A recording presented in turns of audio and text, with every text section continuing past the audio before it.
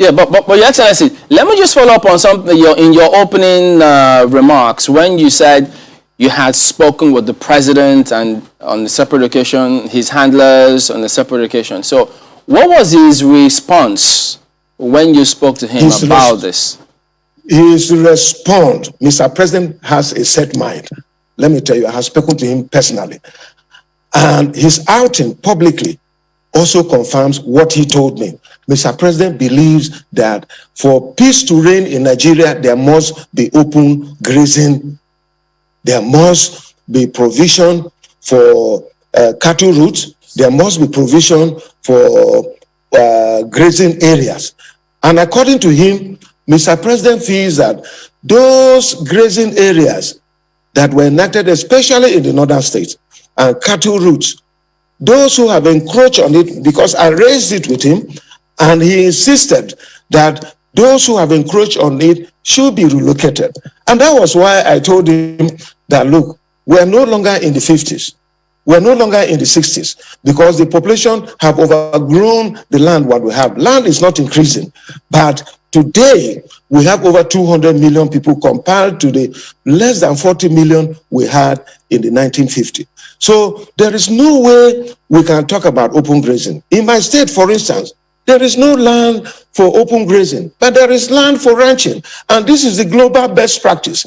If we accept this, this problem will be over. And that is why most of my colleagues, in fact, the entire of my colleagues, irrespective of their party affiliation from the South, accepted that, look, the way to go, it is ranching.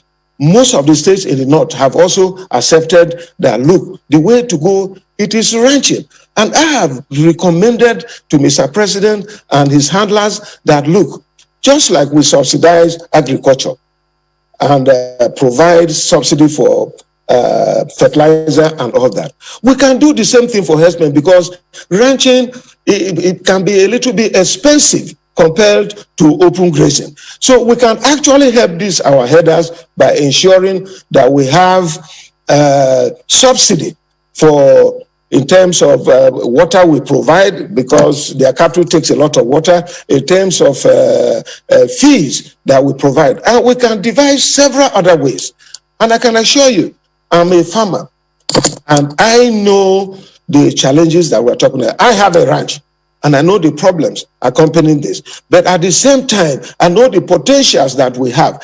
This is another way that we can provide millions of opportunities, millions of jobs, and also empower our people who, for now, when they cultivate rice and harvest the straw or soya beans, when they harvest the straw and all that, is wasted and it is burnt. This can be turned into feeds. That is what I use in my ranch. And I've been saying that we can do all this. But Mr. President doesn't believe that. So I was not too surprised, but I was disappointed that after the entire country is talking about ranching. You have heard what Raji said, and many other responsible Nigerians who want this to be solved. But because I think Mr. President is pushing me to think that what they say about him, that he has a hidden agenda in this country, it is true, because it is very clear that he wants to Fulanize.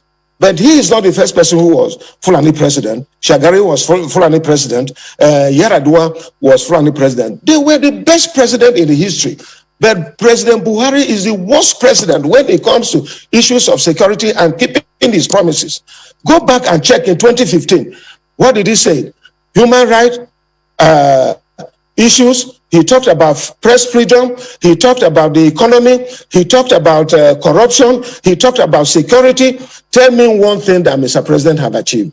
He has achieved some level of development in other sectors. But truly, these prominent things that is a concern to Nigerians, and we're all worried. Tell me where Mr. President have come out to address this matter. Is this corruption? We are worse in the history of this country. That well, it's interesting.